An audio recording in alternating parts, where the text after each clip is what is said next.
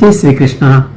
श्रीमद् भगवद गीता अध्याय 6 श्लोक संख्या 37।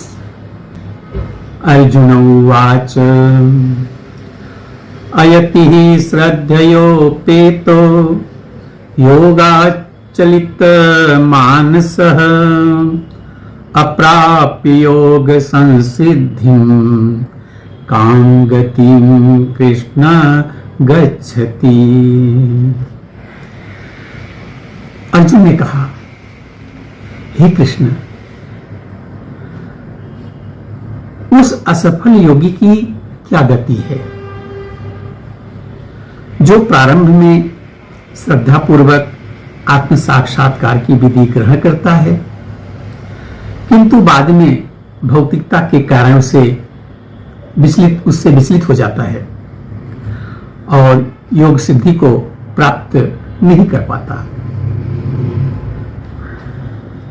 ऐसा अर्जुन पूछ रहे हैं भगवान श्री कृष्ण से।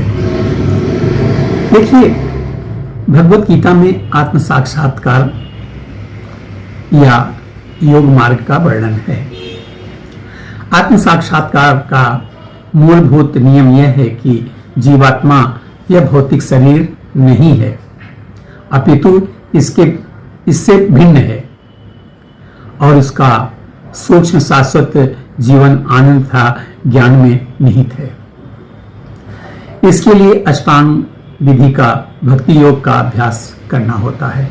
अष्टांग योग का अभ्यास करके मन हो सकता है कि शांत हो जाए, पर उसका अभ्यास करना पड़ता है।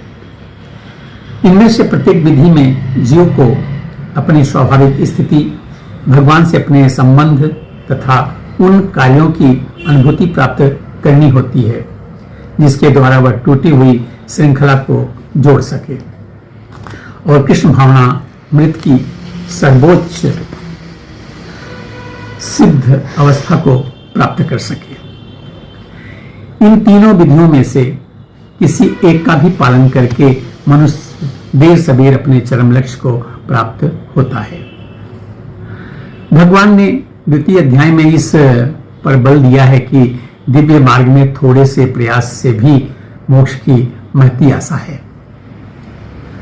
इस तीनों में से इस युग के लिए भक्ति योग विशेष रूप से उपयुक्त है, क्योंकि इस साक्षात्कार की यह श्रेष्ठतम प्रत्यक्ष विधि है। अतः अर्जुन पुनः आश्वस्त होने की दृष्टि से भगवान कृष्ण से अपने पूर्व कथन की पुष्टि करने को कहता है।